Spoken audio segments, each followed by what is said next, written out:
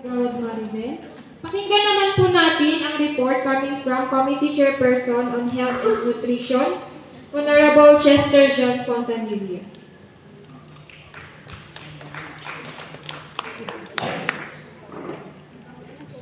Thank you. Magandang hapon po sa inyo. Hello, ako nga po pala si Chester John Fontanilla at hawak ko po ang Committee on Health and Nutrition. Ngayon, i-report po, i-represent po natin ang mga nakalatag na programa para sa ngayong taon na to. Next slide. Sige. Okay, simulan po natin sa vision. To be a model barangay in the implementation of nutrition programs for a healthy community for our children's children. Next, mission. Luacan Proper Barangay is committed to improve the nutritional status of its constituents by adopting long-term relative laws and ordinance for the delivery of nutrition services for all ages, especially the youth and the children. Okay, ito po, sa January to December. December po, November na po tayo, tapos December nagkaroon po tayo ng medical mission. Tapos January, February, March, nagkaroon po tayo ng Operation Timbang. Ito po dahil kung bakit po tayo nagkakaroon ng Operation Timbang, ay may batas po tayo na RA 11148 kung saan first 1,000 days. Ito po ay kalusugan ng Bagnani Act. Ito po ang focus namin ng first quarter ng year 2024. Bakit po? Kung titignan natin yung mission at vision natin, naka-focus siya sa nutrition ng mga bata at saka baby. Ganun. Kasi po sa first 1,000 days, from pregnancy, sa pagbubuntis, hanggang sa first 2 years old, nakadepende po yun doon kung yung kapalaran ng bata. Kung mabubuhay ba siya ng maayos, kung magiging successful din ba siya, ganun po. Kasi po sa first 1,000 days, sa pregnancy, kailangan po natin tutukan yung nagbubuntis. Kaya po, meron po yung mga nag-ikot-ikot nating mga BNS, BHW, pwede po ba kayong tumayo dyan? Para makita. Yun, BNS, dalawa lang, tatlo lang. Ayun. Tapos, nandun sa ayun. Yun po, nag-iikot-ikot po ang mga ating mga volunteer, minsan nilasamahan po natin sila, para tutukan yung mga bata, mga buntis, i-follow up, ganun. Kung yung mga kailangan itimbangin ay itimbang. Next, tignan po natin dito. Ito po ang goal natin. Nutrition. Hello. Nutritionally improved barangay whose people are healthy and well-nourished. Kasi po sa health and nutrition po, sakop po niyan from womb to tomb. Ngayon po, sabi nila from womb to tomb, hello. Yun, mula sa sinapupunan. Hello. Okay, mula sa sinapupunan ng magulang hanggang sa pagtanda. Kaya po, meron din tayong mga programa para sa mga senior natin. Next po natin, ito po ang objectives natin to sustain nutritional status ng mga undernourished children. Tapos, to increase number of exclusively breastfeeding mothers, to add other related programs on nutrition during emergency. Next. Please, next. Okay, meron pa tayong tawag na infant and young child feeding. Ito po ay ongoing po ito na meron tayong established na breastfeeding support group sa ating Luacan Proper. Pero gusto po namin sanang madagdagan yung member po natin dito. Kasi napaka-importante po ng breastfeeding support group natin para yung mga magulang na hindi kayang mag-produce na kanilang breast milk ay pwede silang mag-donate sa mga magulang na nangangailangan ng breast milk para sa kanilang mga bata. Meron po tayo dito success story kung saan may magulang na nawalan ng nanay, tapos kailangan po kasi sa paglaki ng bata, kailangan po ng gatas, breast milk from first 6 months po, first 6 months exclusive po na breastfeed po dapat ang bata. Doon po, kung hindi po, maaari pong magkasakit o kaya mamatay yung bata. Kung hindi breastfed yung anak mo. Now, first 6 months. Tapos, continuing po, 6 months pataas, complementary feeding na po yung nagaganap ganun. Para, yung kalusugan ng bata ay tuloy-tuloy na maging healthy pa rin. Next. Okay, ito po, maintain the master list of children with severely acute malnutrition and moderately acute malnutrition. Ito po yung tatawag nating mga stunted. Ito po yung mga batang below 2 years old na bansot, pandak, maliit yung bata tapos kulang sa timbang. Ito po ay pag ganun po, indikasyon po na matagal nang kulang sa nutrisyon yung bata. Bakit po natin ito inaagapan? Kasi pansin po natin, yung mga bata sa daycare, siguro, yung mga bata sa daycare, may mga bata na hindi kayang mag-cope sa mga paaralan. Sa schools, nahihirapan sa instruction ng teacher, napapansin natin, mahirap silang turuan. Napapansin natin, hindi nila na-absorb yung sinasabi ng teacher. Yun pala, bata pa lang sila, bago pa lang sila pumasok sa daycare, ay dihado na sila. Bakit po? Kasi stunted po sila. Yung brain development ng mga bata ay hindi pa ganun ka-develop. Simula nung 80% po ng brain development ng bata ay 3 years old, hanggang 3 years old. Kung stunted po siya, kulang sa nutrisyon, saan po kukunin ng katawan ng bata ang gagamitin niya para may develop yung brain niya? Ganun po, nadedehado yung bata. Kaya habang lumalaki, nababawasan yung chance niyang makapasok sa school ng maging mabuting estudyante, ganun po. Kasi simula pa lang dehado na siya dahil stunted. Doon po mapasok ang barangay. Initignan po ng barangay natin kung ina-identify po ng barangay para i-feeding to mga to, ina-identify yung mga parents na to para bigyan sila ng intervention, case studies, mga ganyan. Ilalapit po natin sila sa mga concerned agencies tulad mga DSWD, mga ganyan. Tapos kung meron pa tayong matatap na organization, sila po yung priority sa ating mga livelihood programs natin. Next. Okay, next. Ito, dietary supplementation program. Ito po ay mga sa 6 to 23 months old po. Kasi po, di ba, nabanggit ko kanina, first 6 months ng bata ay dapat exclusively breastfed po dapat. Bawal po ang kahit na ano, dapat ang iniinom lang po ng bata ay 6 months, for 6 months ay breast milk. Tapos, continuing po hanggang sa 23 months old, may supplementary feeding po yung mga binibigay po natin. Tapos, kaya po kailangan natin silang i-identify. Tapos, para matutukan, tapos para mabigyan ng nutrition education, nutrition counseling ng ating mga BNS, tsaka DHW. Next. Ito po, nutrition and livelihood caregiver class. Tapos, ito po, nakikiusap po tayo sa mga ibang agencies, offices, mga organizations na pwede natin maging kapartner pagdating sa mga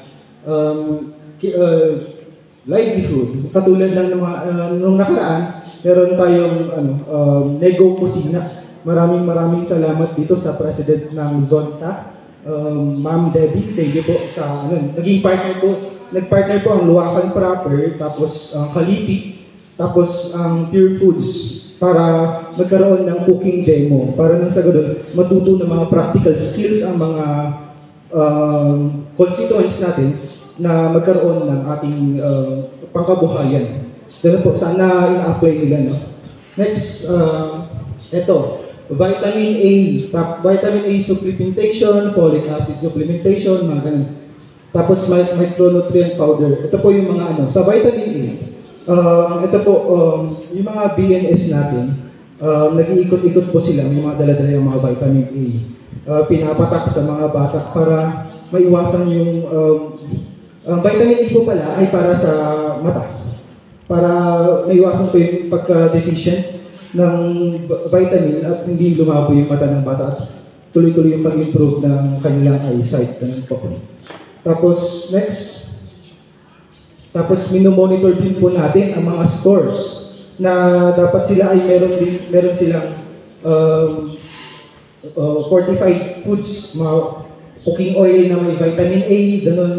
Tapos mga stores na dapat po nagbebenta sila ng iodized salt. Yun po.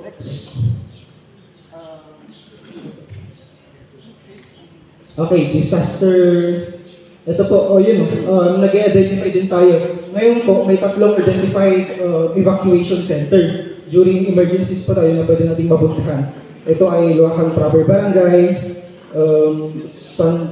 yung simbahan dyan, tapos Luacan Elementary School. Yun po yung tatlong yun na magkakaroon, yun po yung evacuation center. Tapos during emergencies po, ready po ang ating barangay for nutrition emergencies, kung saan titignan po natin kung kunyari mga evacuees natin, susukatin po yung mga yung mga katawan, yung mga anthropometric measurements ng ating mga evacuees, tapos i-monitor yung mga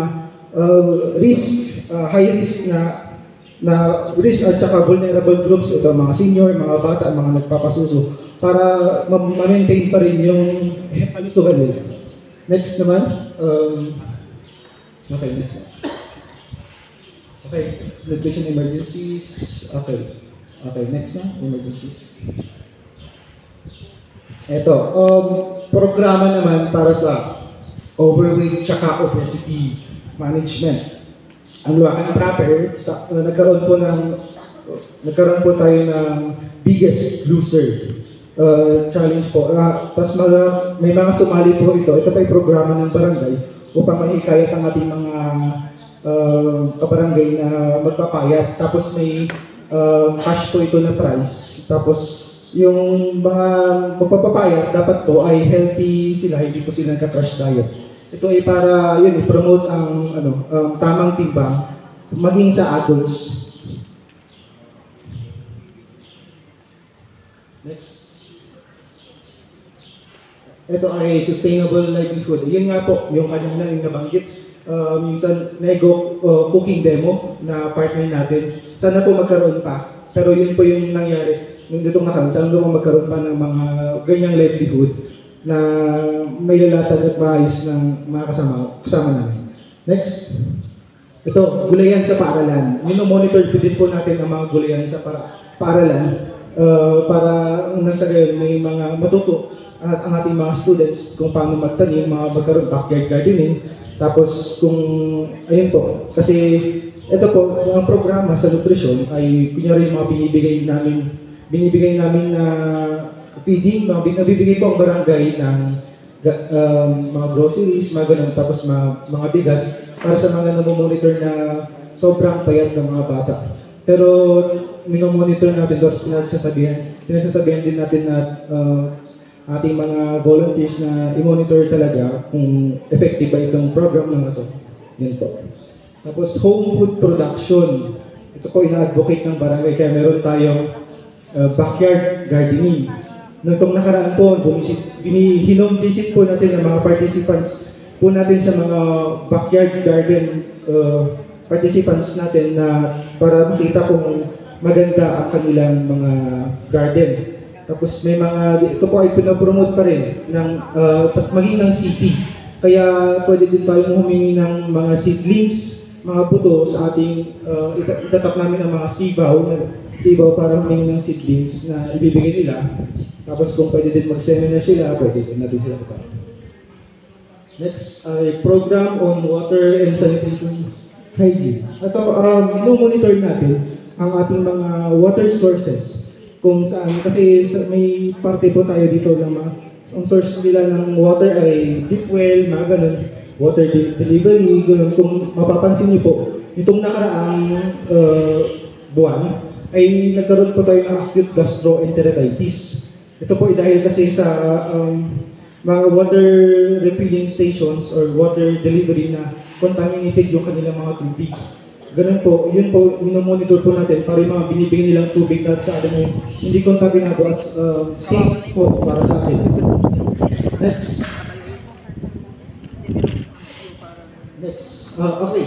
Adolescent Health and Nutrition Development. Ito po ay kinakapacitate natin ang ating mga SK. Bakit po? Kasi kung mapapansin niyo, kanina, yung una ko sinabi, ang first 1,000 days. Ito po ay isa pang partner dyan ay yung para maiwasan po natin yung teenage pregnancy. Kasi po mahirap po i-monitor ang nagbubuntis kung ang buntis mismo ay teenager. Kasi po ang teenager ay nagde-develop pa rin ang kanyang katawan. Yung kinakain niya dapat ay para sa sarili niya, pero ngayon, yung kinakain niya ay para sa sarili niya at para sa bata na nasa sinapupunan niya. Ganun po, no? Yung kampanya po natin kontra teenage pregnancy ay ganun kahigpit po para sa ganun, mabawasan natin yung mga unintended pregnancies para yung mga, kasi madalas, minomonitor din namin ang mga teenage pregnant parent kasi kapag sila ay nanganak, malamang yung mga anak nila kapag hindi sila na-monitor, magiging underweight, low birth weight, tapos magiging stunted. Problema na naman po ng barangay. Ganun po. Kaya iniiwasan po natin na mabunta sa ganung landas ang ating mga kabataan. Next, enabling programs. Sige, next. Okay, balik. Ito po, EO51. Ito po ay sinusunod natin. Barangay ang nag-implement po ng EO51. Ito po ang Milk Code of the Philippines. Kung saan bawal po pinagbabawal po ang mga bata na mga baby na uminom ng formula milk. Kasi nga, di ba, kung napapansin niyo sa ating commercial ng gatas, sabi mo, this milk is not a breast milk substitute. Dahil po yun sa ating batas ng EO51. Next po ay okay, pabalik. Ito, 10028. Ito po ang Expanded Breastfeeding Act natin, kung saan meron po tayong mga lactation stations. Kung saan kasi dapat pinopromote po natin na kahit nasa labas ay safe po sila ang mga magulang na magpasuso para yun po, hindi nagugutom yung kanilang anak. Ganun po, para pasok pa rin sa exclusive breastfeeding. Tapos 1148, ito yung first 1,000 days. 11037, ito po yung feeding sa mga schools natin.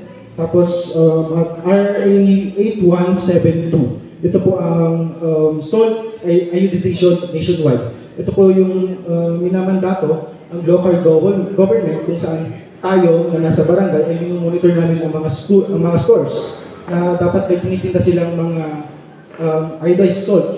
Bakit po? Kasi po ang iodized salt ay nakaka-contribute po sa pag-iwas sa ating goiter.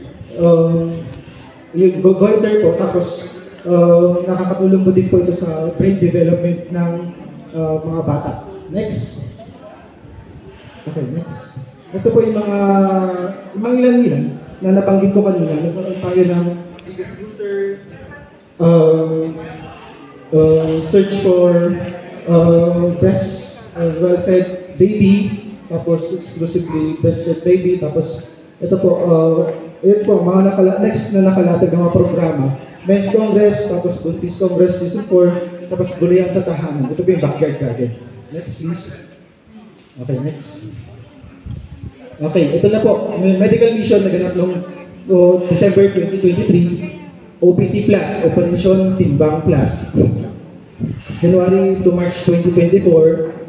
Tapos meron din tayo supplemental feeding, biggest loser challenge, backyard garden, tapos pasadang barangay. Ito lang. Ay, may pasadang barangay dito lang nakaraan. Tapos anti-rabies vaccination. Kasali po dito ang anti-rabies vaccination kasi po number 2 po ang Luacan proper pagdating sa animal band. Kaya po maganda na na-extend ang barangay na maging puro based ang ating mga vaccination centers at libre po ito. Libre po ito. Tapos mandatory din po na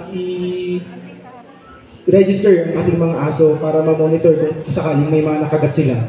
Pero para po maiwasan na maging number 1 ang Luacan proper pagdating sa animal bite, ay itali po natin ang ating mga aso. Marami po tayong nare-receive na mga reklamo, pero pinagsasabihan po natin itong mga to Kaya lang mahirap pong lahat po kasi may titigas ang ulo ng mga tao. Yun lang pag-iingat, anti-rabies vaccination po. Next ay Nego Kusina, tapos Zumba, tapos tapat mo linis mo. Ito po, noon pa man, ginaganap na, tapat mo linis mo, clean up drive. Ito po ay para maiwasan din ang dengue. Last ay promotion ng breastfeeding, Pinga Pinoy at 10 Kumain Mas. Yun lang po ang aking report. Maraming salamat.